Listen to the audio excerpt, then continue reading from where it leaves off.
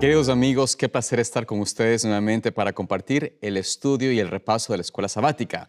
Estamos ahora en la lección número 6, una lección muy importante. Estamos en el libro de Josué, pero vamos a analizar la lección de hoy titulada El enemigo interno. El enemigo interno. En realidad, esta es una lección sumamente importante. Debemos estudiarla, escudriñarla y también analizar en qué manera quizás podemos nosotros ser parte del problema o parte de la solución. Pero antes de entrar en el discurso, en el estudio de esta lección, en el poder repasar, contribuir con comentarios, voy a presentar a mi panel de hoy. Estoy junto al pastor Esteban Bor, mi mano derecha. Pastor, bienvenido.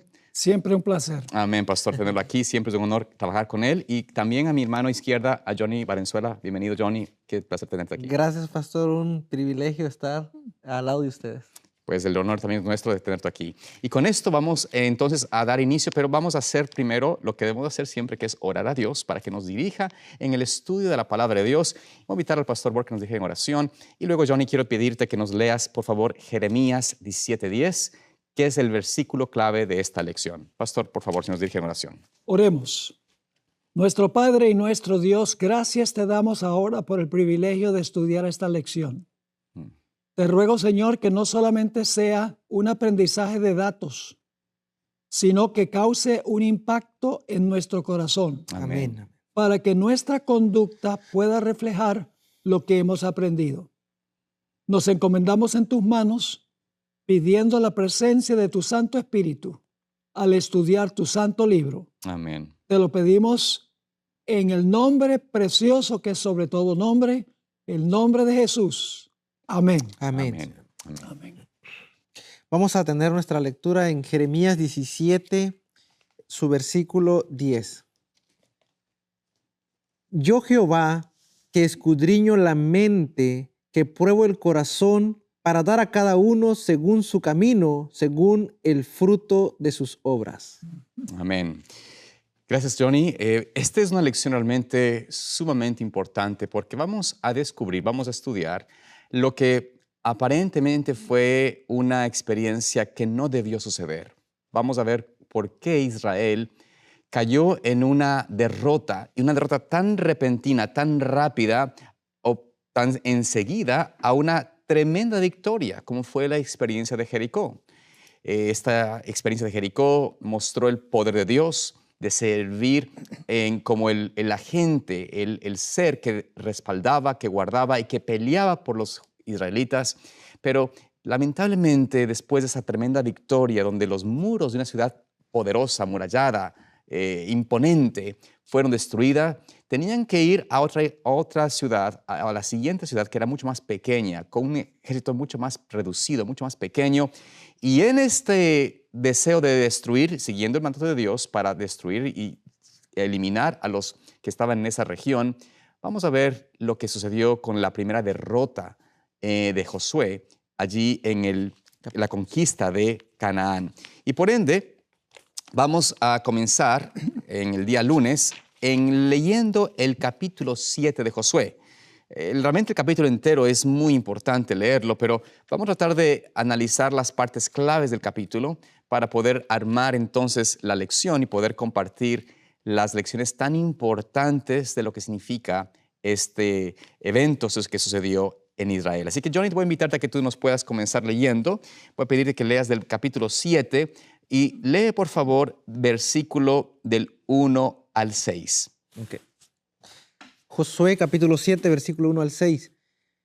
Pero los hijos de Israel cometieron una prevaricación en cuanto al anatema, porque Acán, hijo de Carmi, hijo de Sabdi, hijo de Sera, de la tribu de Judá, tomó del anatema, y la ira de Jehová se encendió contra los hijos de Israel.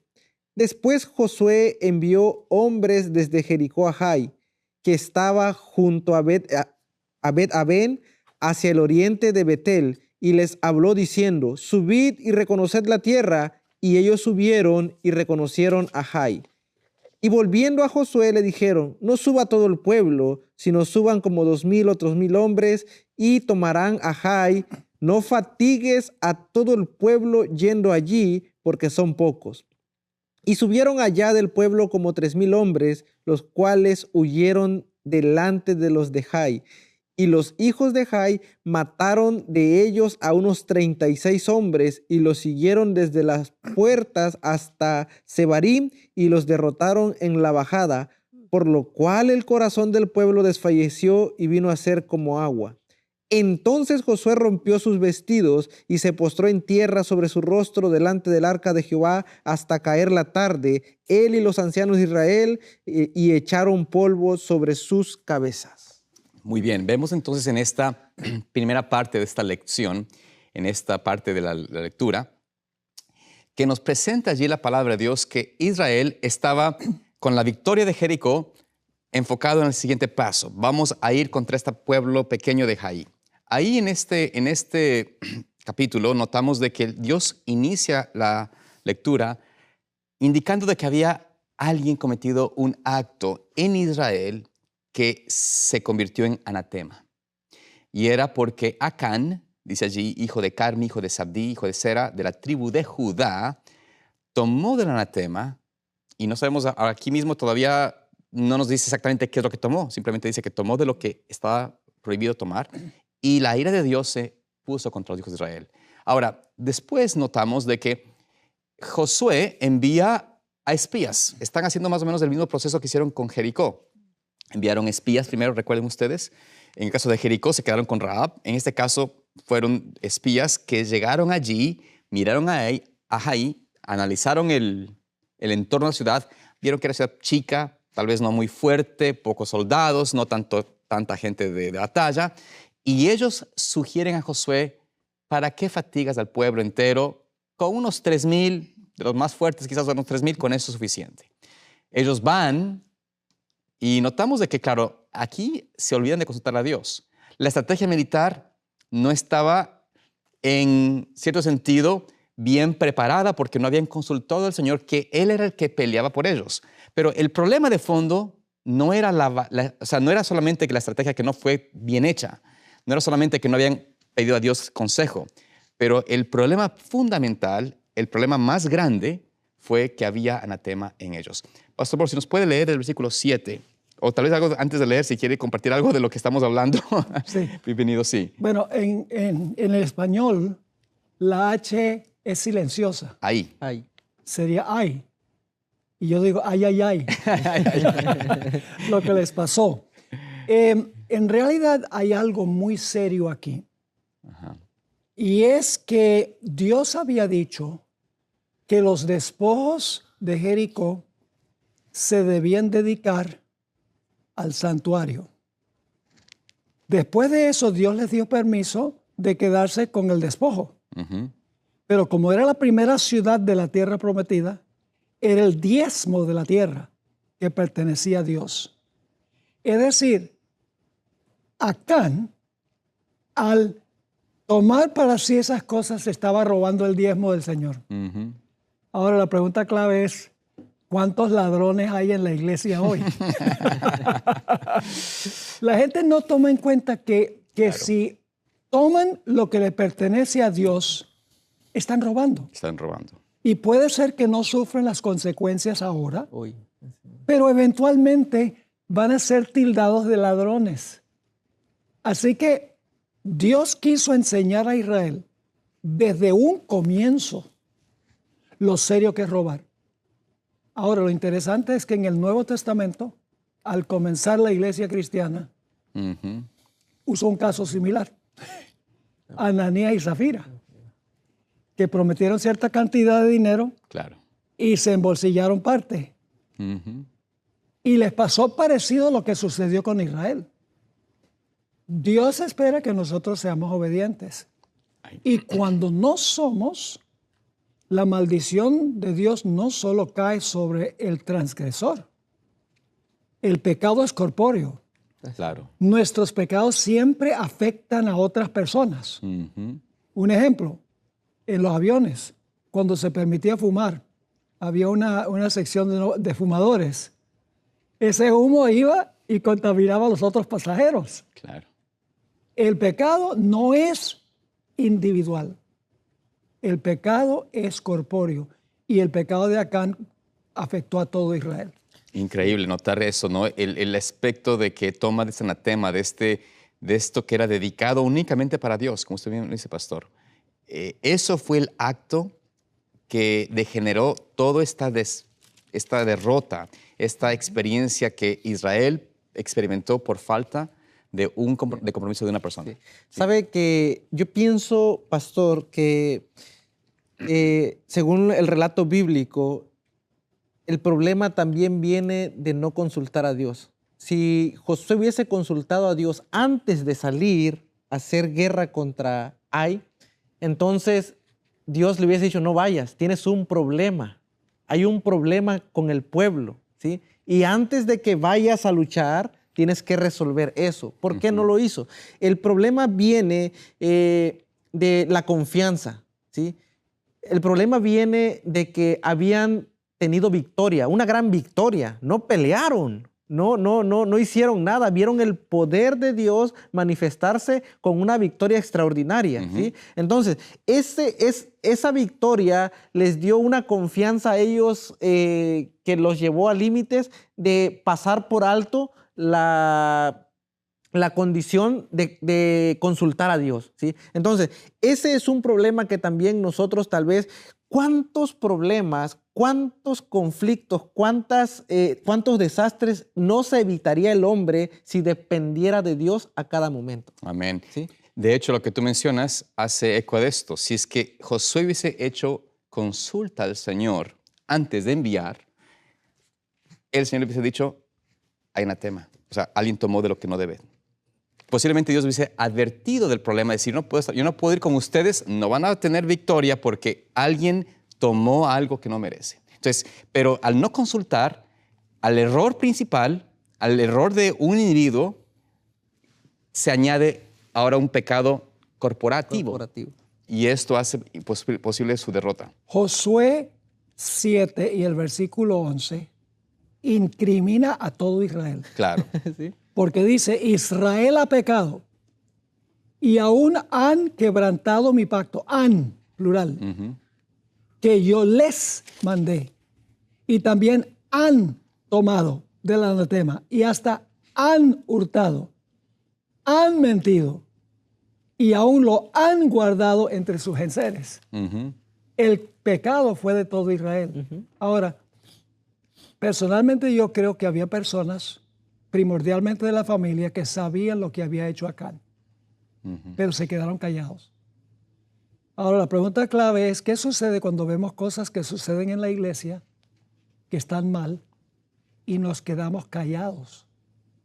Cosas que afectan la espiritualidad de la iglesia. La estabilidad de la iglesia. La estabilidad y la subsistencia de la iglesia. Porque el castigo le cayó no solo a Acán, le cayó a toda su familia, Claro que según dice el relato. Así que indudablemente ellos sabían, pero se quedaron callados en vez de revelar lo que había hecho. Y es difícil acusar a un familiar. Claro. Pero aún hay que hacerlo para el honor de Dios. Y por eso mencionaba usted, pastor, este versículo 11, el versículo que sigue, el 12, inclusive el Señor les dice, voy a leer, versículo 12, por esto los hijos de Israel no podrán hacer frente a sus enemigos, sino que delante de sus enemigos volverán la espalda, por cuanto han venido a ser anatema, ni estaré más con vosotros si no destruyereis el anatema de en medio de vosotros. Es decir, por no haber tomado una decisión como pueblo de limpiar el pecado, de sacar de en medio de su congregación este problema, el Señor no podía estar con ellos, no podía bendecirles, no podía librarles de sus enemigos, y las consecuencias a todo el pueblo estaban pagando por esa elección de encubrir, como usted dice, pastor, de girar, de darse la vista gorda, de tal vez no decir nada al respecto. Y sabe, pastor, en ese sentido, y no es con el énfasis de ser una persona que juzgue, porque hay gente que le gusta tener esa actitud de señalar a todo el mundo, ¿no? Y esto, y tú, ello, aquello. No, ese es el aspecto. Pero si tú sabes, si tú estás en una congregación, en una iglesia, en una junta de iglesia, en el punto de liderazgo, y sabes que lo que estás haciendo, practicando, va contra el Señor y te quedas callado, y no dices nada al respecto. Dices, mire, a la ley y la palabra de Dios, esto no debe ser posible. Pero si tú te dices, bueno, no quiero ser el antagónico, no quiero ser el que teme la mala nombre de que hay es que tener misericordia, Sí, hay que amar a la gente. Bueno, también no hay por que eso, disciplinarlos. claro, no hay que disciplinarlos, es amor y todo. ¿Qué sucede entonces? Estás haciendo la misma práctica de este pueblo que tomó esa actitud y para Dios estás igual de culpable que el que está haciendo esa práctica. Y sabe, pastor, que uno de los problemas actualmente también es que, al igual que el pueblo de Israel, nos confiamos de las victorias pasadas, ¿sí? Nos confiamos del éxito pasado, cómo Dios nos ayudó y creemos que ese éxito, esa victoria que tuvimos en el pasado, basta para seguir cosechando éxito tras éxito. Muchas veces no nos detenemos a analizar que detrás de un evento exitoso de iglesia, tal vez no se hizo correctamente la voluntad de Dios. Y debiéramos nosotros analizar en consulta a Dios, pedir perdón. No, Señor, si, o sea, todo pareció estar en orden, así como Josué creía. Josué y el pueblo creían que todo lo que Dios había mandado para Jericó había salido tal cual Dios lo había pedido. Ellos en su mente creían que todos habían obedecido a Dios, pero no entendían que había alguien que no lo había hecho. Y nosotros, al igual como líderes, no tenemos que depender de nuestras victorias para seguir sirviendo a Dios. Tenemos que analizar esa victoria a la luz de la palabra de Dios y decir, Señor, tal vez te fallamos, tal vez cometimos errores. Muéstranos el error que cometimos en un acto exitoso que nosotros creemos que fue exitoso, porque ellos tenían ese conocimiento. Ellos creían que la victoria en Jericó, que todo lo que Dios había mandado había sido cumplido al pie de la letra, pero desconocían que había alguien que había hecho todo lo contrario. Entonces, como líderes nosotros tenemos que consultar a Dios siempre, ¿sí? Pedir su dirección y decir, Señor, tal vez no hicimos lo correcto. Muéstranos ahora nuestros errores, nuestros pecados, ayúdanos a mejorar para que en el siguiente evento, en la siguiente actividad que como iglesia tengamos, podamos nosotros hacerlo mejor, ¿sí? Pero a veces nosotros hasta nos estiramos el saco y decimos, salió bien porque lo planeé yo. Y si yo lo sigo planeando, va a seguir saliendo bien. Y a veces nos olvidamos de que tal vez en nuestras actividades de iglesia, en nuestra dirección de iglesia, haya un anatema que en realidad esté ofendiendo el nombre de Dios. Y es interesante que Dios mandó a quitar el anatema. Les dijo, hasta que no se quite el anatema, ustedes no van a progresar. No van a poder derrotar a sus enemigos. Están perdiendo el tiempo. Pero aquí viene un punto muy importante, y es que Dios ejerció para con Acán misericordia por el proceso que siguió. Así es. En apuntar hacia cuál es el transgresor.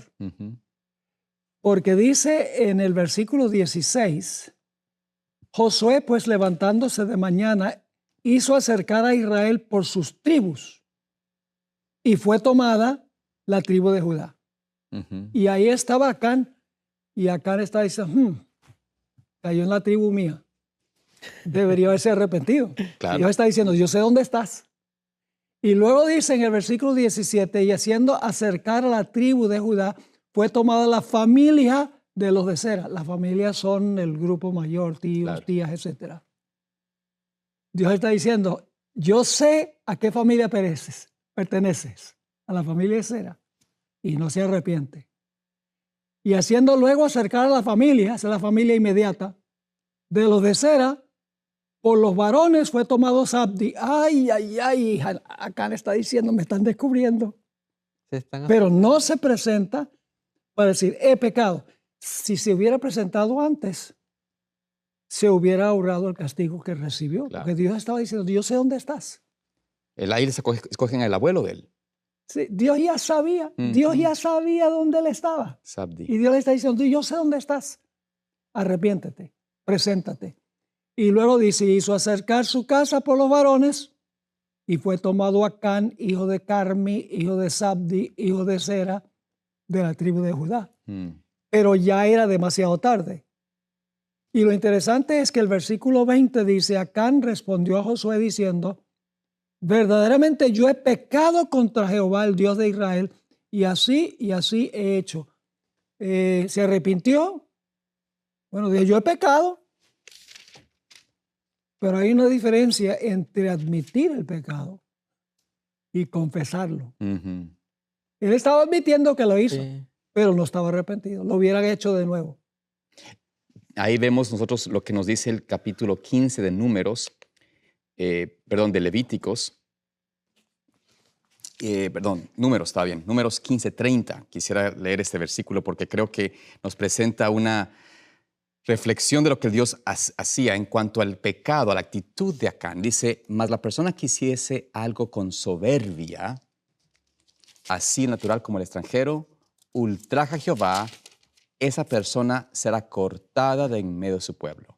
Este pecado de Acán es un pecado donde él no reconoce, él no se arrepiente del pecado hasta que es confrontado y no hay salida. Es decir, me encontraron en el pecado, ni modo, bueno, confieso. Pero no hay espíritu de arrepentimiento, no hay espíritu de verdaderamente decir lo que hice es un pecado, desagradé a Dios, estoy en rebelión a Dios. No, este es el espíritu del pecado de soberbia. Si es que no se le presentara de esa manera, se quedaba callado y se mantenía hostigado en su error. Y ese es lamentablemente la mayoría de los pecados que vemos hoy en día, que Dios simplemente nos advierte a través de la historia que pasa en el pueblo de Dios. Ujú. La soberbia, la actitud de que yo sé de la palabra de Dios, yo soy X persona, yo tengo tal vez ciertos doctorados en educación o en teología, lo que sea, que me da la actitud de que yo puedo decir contrario a la palabra de Dios, es la manera de adorar a Dios, es la manera de vivir, es la manera de aceptar a la persona, etc. Es decir, usamos la misma palabra de Dios para fomentar y aumentar la rebelión y el deleite del pecado en el pueblo de Dios. Entonces, con esta filosofía estamos mirando que en la iglesia se ha metido demasiado esta actitud de permitir y de inclusive premiar acciones, actos, programas en la escuela, música, etcétera, en la iglesia que van contrario al Señor, y por ende el pecado más grave es este pecado de soberbia, de actuar en rebelión a Dios. Y no va a ser sino tal vez hasta demasiado tarde cuando el Señor les ponga contra las cuerdas y les diga, miren, ustedes quisieron, ahora sí reconozco, pero no hay arrepentimiento. Sí. Es el pecado con la mano alzada. Exactamente. Se conoce como ese pecado. Pecado. Sí. Saben que este pecado de Acán también nos muestra la condición actual, ¿no? Como usted lo decía, no solamente de líderes, sino de hijos de Dios que actualmente vivimos, ¿no? El pecado de Acán fue un pecado gradual, ¿sí? Así como el pecado de cada uno de nosotros. ¿Por qué gradual? Porque comenzó con la codicia, ¿sí? Una tentación que este pecado pudo haber separado en el momento en el que Acán hubiese rechazado la codicia en el corazón, ¿sí? Ujú. Pero el pecado comenzó con eso, con la codicia. Y luego la codicia lo llevó al acto, a la transgresión, ¿sí? De tomar. Y después, el último, el encubrimiento o el engaño. Esto acompañado de la negación, ¿sí? ¿La negación de qué? Como decía el pastor Bor, que el proceso que Dios tuvo con Acán fue un proceso de misericordia, esperando a que Dios esperaba que no llegara hasta últimas instancias, sino que desde el momento en el que el proceso inició, Acán dijera, bueno, yo aquí estoy, yo lo hice, pero aquí está el pecado y aquí estoy yo aceptando mi culpabilidad, ¿no? Confesando, como decía el pastor Borno, una cosa es confesar y otra cosa es aceptar la culpa. Y este proceso es un proceso que cada uno de nosotros afrontamos día con día. En cada acción y en cada momento en el que nosotros vamos a pecar, todo comienza precisamente con el deseo, ¿sí? Con el deseo, con la idea en nuestra mente. Y cuando nosotros, la victoria del pecado no se gana cuando ya se pecó. La victoria en el pecado se gana rechazando todo deseo de pecar, ¿sí? Todo deseo de codiciar, todo deseo de hurtar, todo eso, ahí es donde se ganan las batallas. Porque cuando nosotros pasamos del deseo y la codicia a la transgresión, nosotros ahí ya hemos pecado, ¿sí? O sea, ahí ya no habría victoria. Ahí en todo caso, al confesar, habría perdón, habría misericordia y arrepentimiento. Pero la victoria contra el pecado se origina en el deseo, ¿sí? En la codicia. Ahora, el encubrimiento que Acán estaba haciendo, no solamente bastó con esconderlo, sino él mismo se negaba a aceptar sus actos, ¿sí? La misma persona. Y no solamente él, sino también la familia, ¿no? Como ustedes mencionaban, la familia estaba encubriendo el intento de ocultar el pecado, ¿sí? ¿Cuántas veces en nuestras iglesias líderes religiosos o incluso familias tratando de ocultar el pecado de los familiares? Hay casos en donde cuando el pastor disciplina a cierto familiar, se enojan las demás familias, ¿sí? ¿Por qué? Porque como es su familia, no es que no lo tienes que disciplinar, es que no lo tienes que excluir del libro de la iglesia porque no es necesario, porque el pecado que hizo no llega para tanto, ¿no? Entonces, a veces cuando el líder quiere cumplir el mandato de Dios, ¿no? En disciplina y todo eso, siempre va a haber alguien que quiere encubrir o que quiere minimizar los daños. Pero aquí Dios llega hasta últimas instancias. Dice, erradica la anatema de entre mi pueblo. En realidad, en el versículo 21, tenemos lo que yo llamo la anatomía del pecado. Nosotros los adventistas creemos que el pecar es actuar mal. Pero antes de actuar mal, pensamos mal. Hay 4 pasos que tomó Acán. Dice, pues vi entre los despojos un manto babilónico muy bueno y 200 ciclos de plata, un lingote de oro de peso de 50 ciclos. ¿Era pecado verlo? No. Todo el mundo estaba viendo. Pero luego de verlo, permitió que tomara posesión de su mente, como decía el pastor. Y luego el resultado de la codicia o el deseo es la acción. Sí. Tomarlo. Lo codicié y lo tomé. Y luego, después de tomarlo, después de la acción, entonces le toca a uno esconder lo que uno hizo. Ahora, Martín Lutero una vez dijo algo muy inteligente. Dijo muchas cosas inteligentes, pero dijo, no podemos impedir que los pájaros vuelen sobre nuestra cabeza, pero sí podemos impedir que haga un nido en nuestro cabello. No podemos permitir que las tentaciones nos pasen por nuestra mente, pero sí podemos impedir que haya un asilo en nuestra mente que lleva a la acción. Todo pecado sigue este proceso. El primer pecado en el huerto del Edén siguió ese proceso. Correcto. Sí. Eva dice, vi, deseé, tomé y luego se están escondiendo. David sale, ve a esta mujer, Betsabé, hermosa. ¿Qué debería haber hecho? Volteado e irse en otra dirección. ¿Pero qué hizo? La codició. Y cuando la codició, la tomó. Y después de tomarla, ¿qué hizo? Trató de esconder lo que hizo. Este versículo nos dice que si vamos a vencer el pecado, hay que vencerlo en el primer paso. Amén. No poner ante nuestros ojos nada que pueda hallar su asilo en nuestra mente. Ni nuestros oídos tampoco. Ahora, quiero mencionar algo en cuanto al pasaje que dijiste en Números. Hay gente que dice, pues, esa música hay que tenerla en la iglesia porque retiene a los jóvenes. Yo sé que tal vez no es la mejor música, pero hay que retener a los jóvenes en la iglesia. Es lo que les gusta. Además de eso, tenemos que modernizarnos.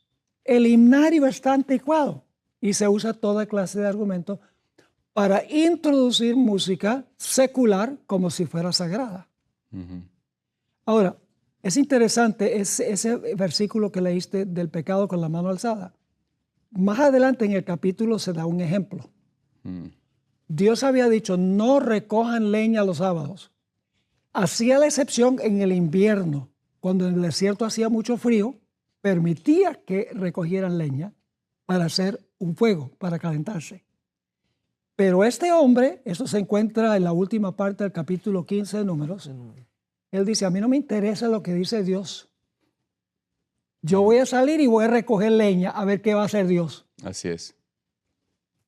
Y Dios lo mandó a apedrear.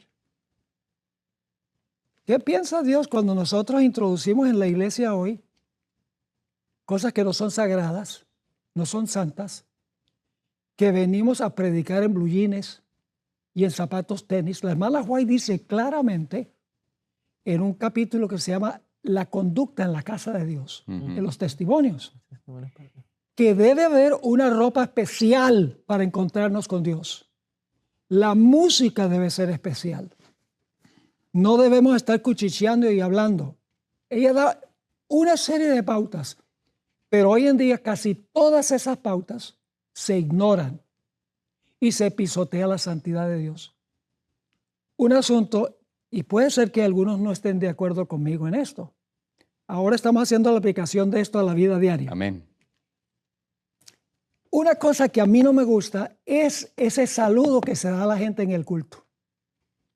Justo antes de la predicación. Se canta la doxología. No, si es antes de empezar el culto, no veo tanto problema, pero se tiene la doxología, la invocación, se canta el himno inicial, está uno en el espíritu de adoración y de repente la persona se para y dice, queremos darle la bienvenida a todos los que están hoy en la iglesia, por favor salúdense, dense un abrazo, etc.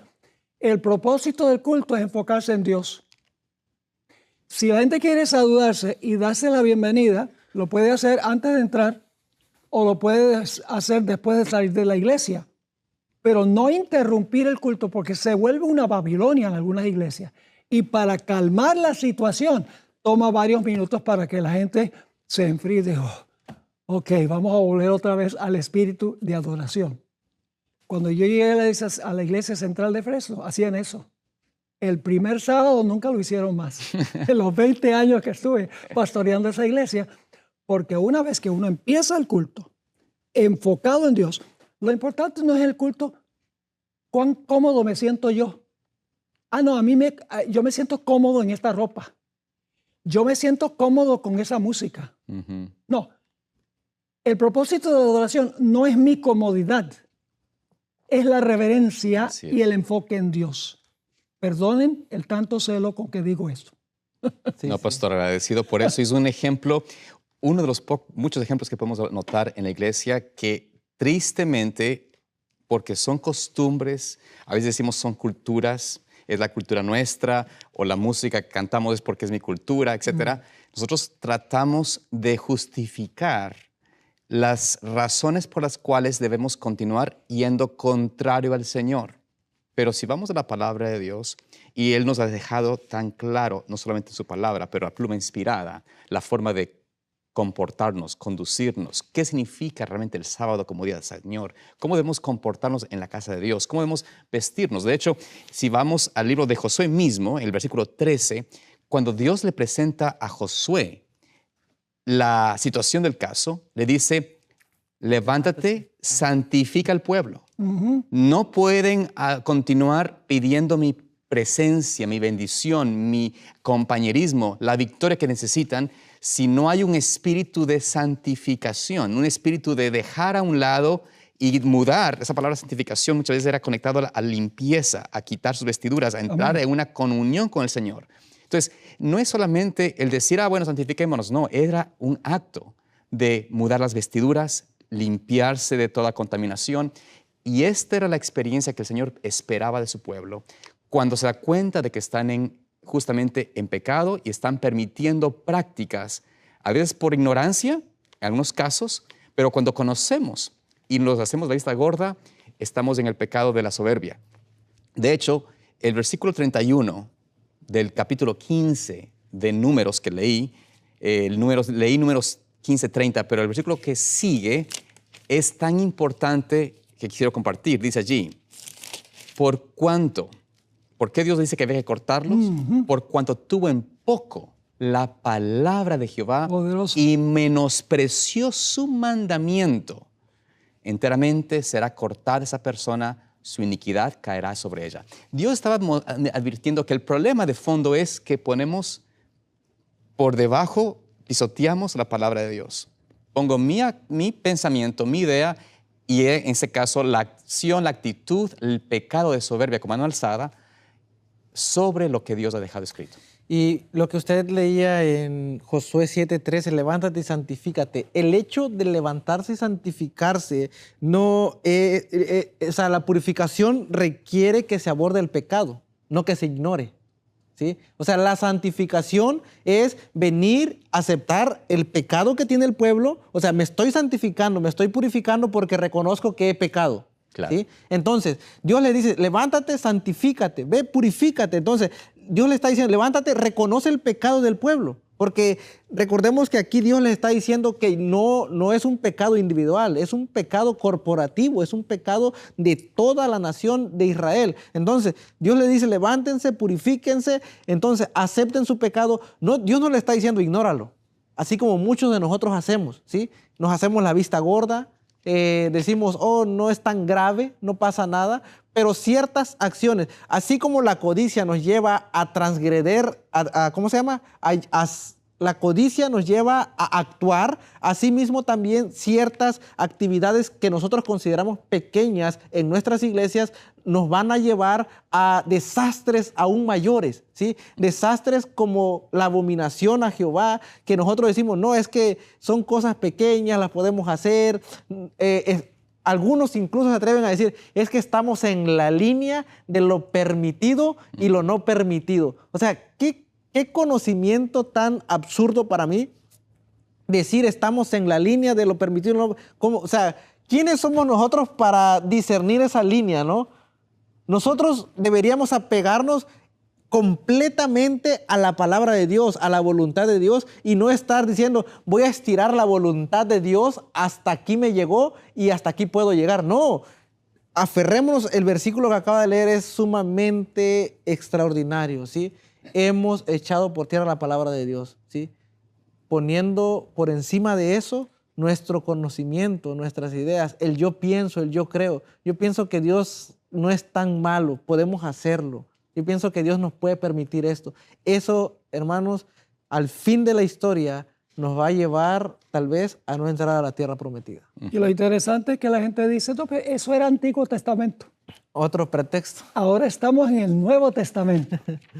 Ahora estamos en la época cuando Dios lo permite absolutamente todo.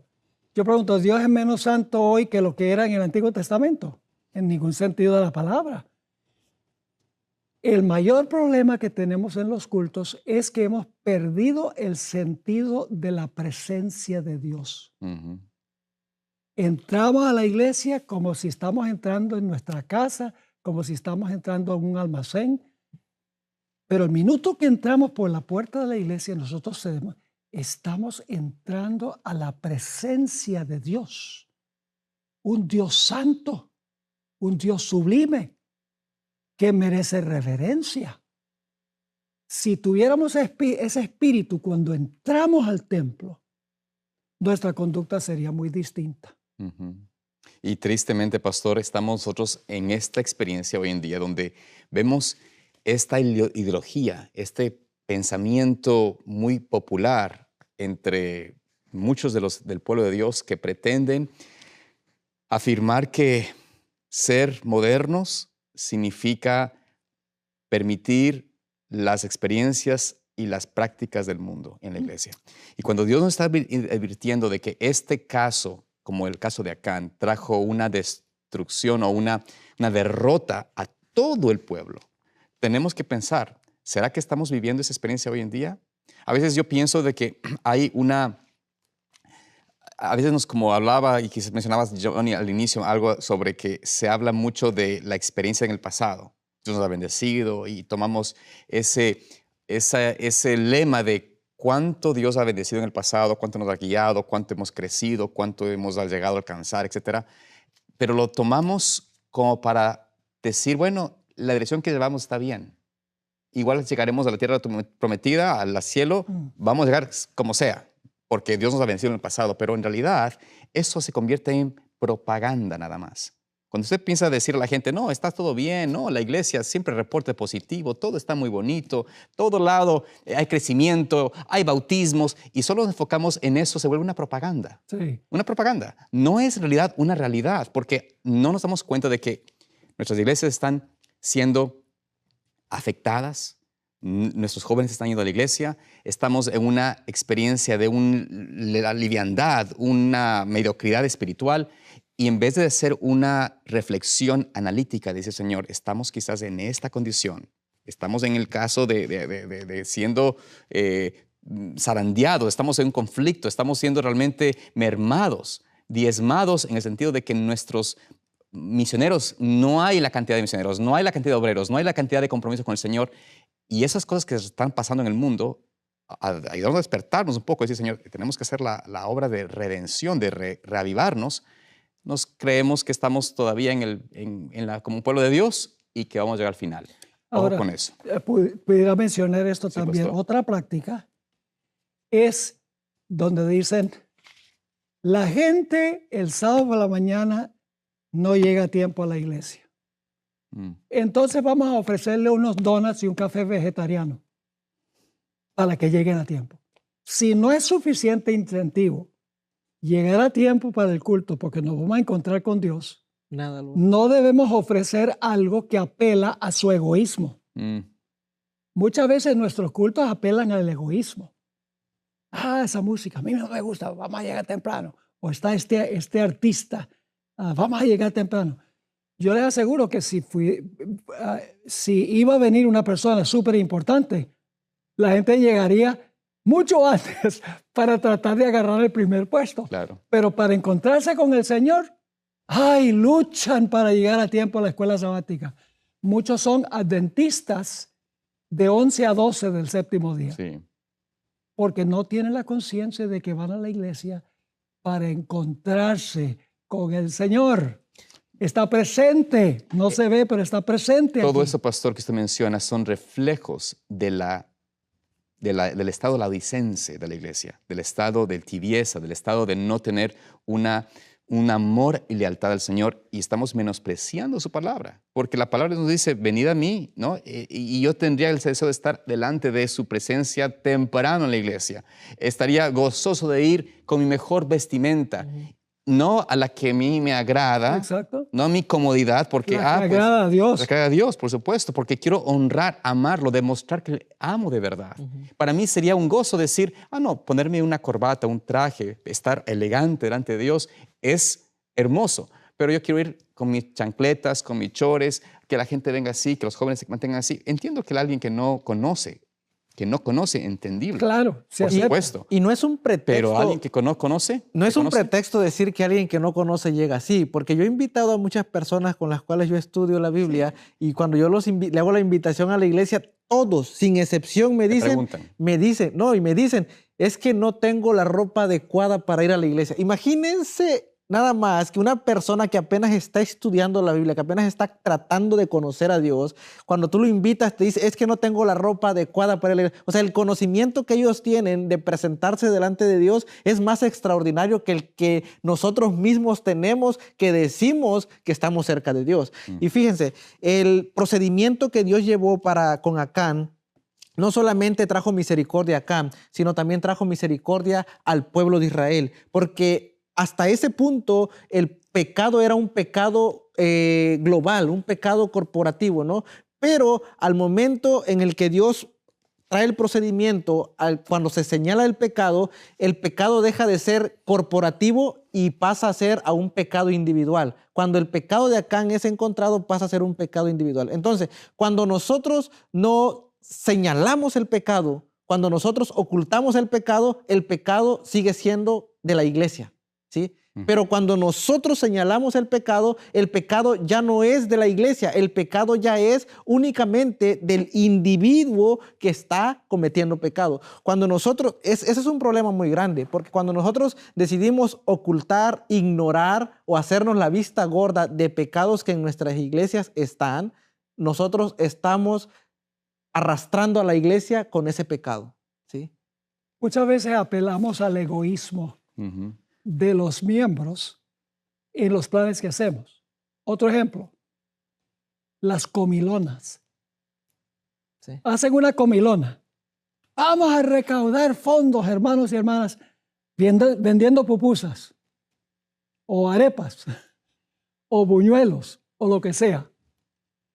Y la gente viene y la gente compra la comida y come y dice, ah, qué bueno. Ahora sí doy a la ¿Y iglesia. por qué no donan? ¿Por qué no donan sin que les den las pupusas? Sí. Hay interés Sí. Ujú. allí. ¿Me das algo? Y yo doy. Sí. No, pero Dios ama al dador alegre sin tener nada de regreso. Tenemos que aprender a no hacer las cosas que nos complacen a nosotros, que satisfacen nuestro egoísmo. Tenemos que tener el enfoque de que si comemos o bebemos o cualquier cosa que hacemos, lo hacemos para la gloria de Dios. Amén, amén. Para ir resumiendo y poder entrar en el día jueves que hablamos del miércoles, mejor dicho, de la esperanza, antes quisiéramos tal vez concluir con este concepto, este pensamiento para nuestros hermanos. Hay un llamado de Dios a nosotros como pueblo de ser verdaderos atalayas.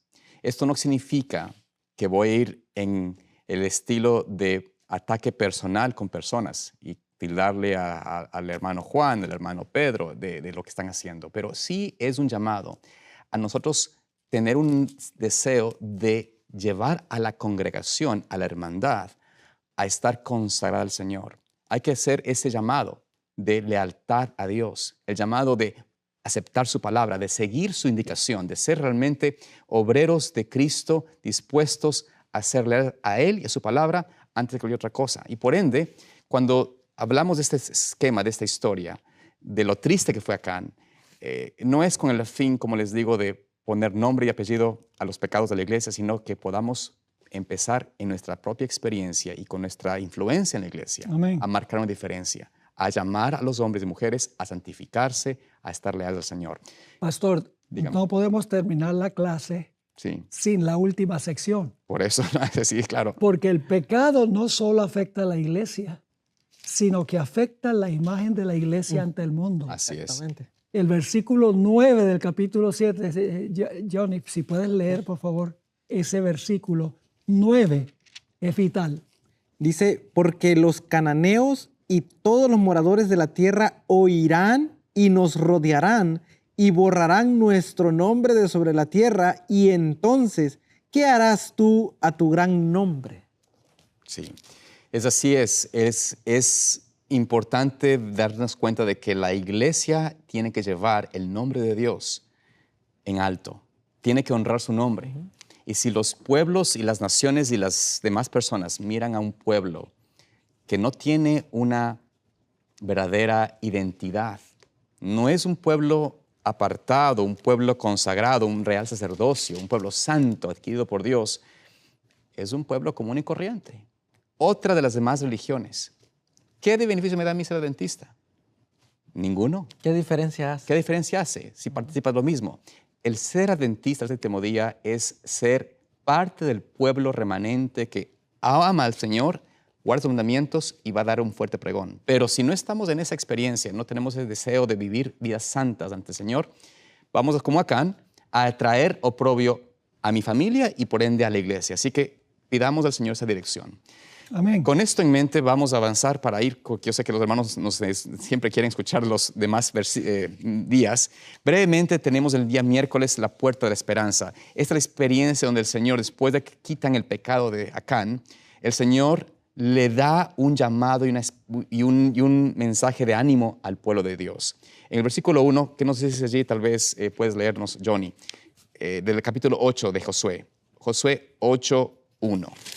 Dice, Jehová dijo a Josué, no temas ni desmayes, toma contigo toda la gente de guerra y levántate y sube a Ai.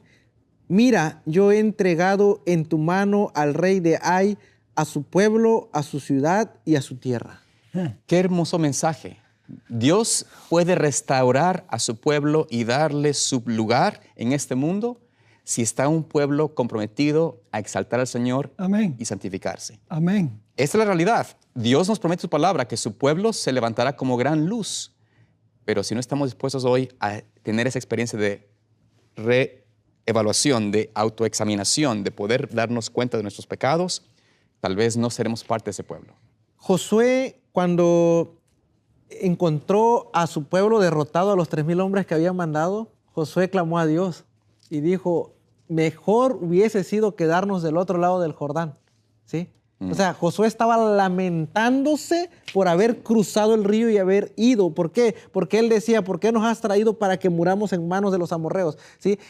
Me recuerda mucho la frase que decía el pueblo de Israel cuando salieron de Egipto, ¿sí? Cuando empezaron a enfrentarse los problemas en el desierto, ellos decían, para venir a morir de hambre al desierto, mejor nos hubieras dejado allá en Egipto. Para venir a aguantar sed aquí al desierto, nos hubieras dejado allá. Josué estaba argumentando lo mismo. ¿Por qué cruzamos para venir aquí?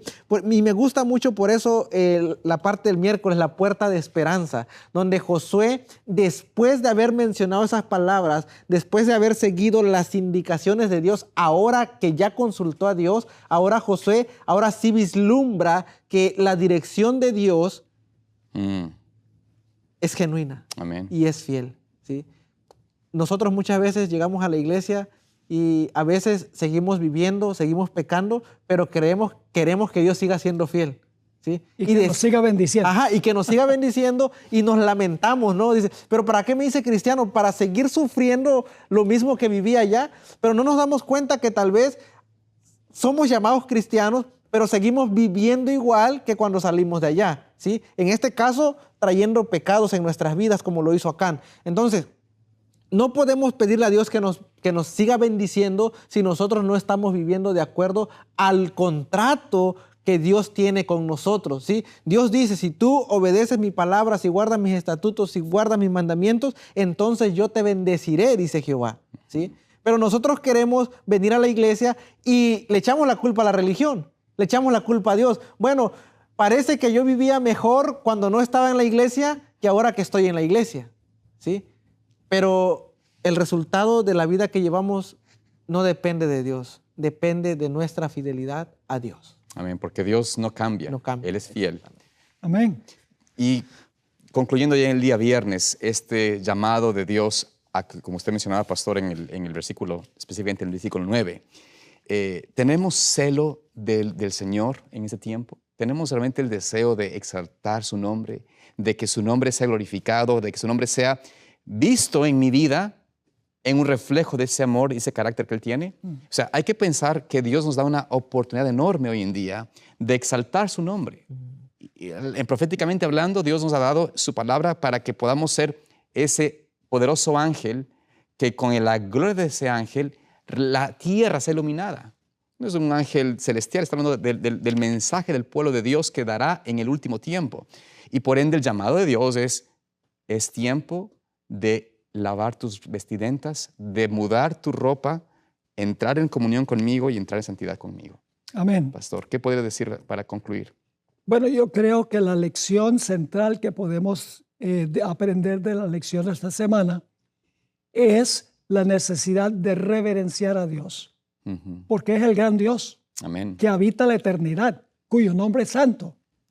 Y entonces vamos a recibir la bendición de Él. Amén. Pastor, algo que quisiera que mencionáramos es lo que usted nos decía antes de comenzar este estudio. Las personas hoy en día cometemos pecados dentro de la iglesia, o sea, cometemos pecados y queremos seguir sirviendo a Dios con nuestros pecados porque parece que no sucede nada, ¿verdad? Parece que ya como en el pasado, Acán fue destruido, Ananías y Zafira fueron también muertos, pero hoy parece que no sucede nada, ¿verdad? Pero todo eso, usted decía al principio, es consecuencia de que se ha perdido el temor a Jehová, ¿sí? Ya no hay temor en nadie de los que sirven a Dios. No puedo decir en nadie, es una palabra absoluta, ¿verdad? Pero tristemente en la mayoría se ve que ya no hay temor a Jehová. ¿Por qué? Porque llegamos a la iglesia con pecados y aún así queremos servir, aún así queremos ser bendecidos y todavía la arrogancia viene tanto a nosotros que aún cuando nos descubren como Acán, aún queremos seguir manteniendo nuestros privilegios. Bueno, es una terrible experiencia, pero Dios nos llama a nosotros ahora, a través de su palabra, temed a Dios y darle honra, Amén. porque la hora de su juicio ha llegado. Esperamos de que ustedes hayan sido vencidos con este estudio. Gracias por estar con nosotros aquí. Esperamos de que podamos vernos también el próximo sábado con el estudio de la Escuela Sabática. Bendiciones para ustedes.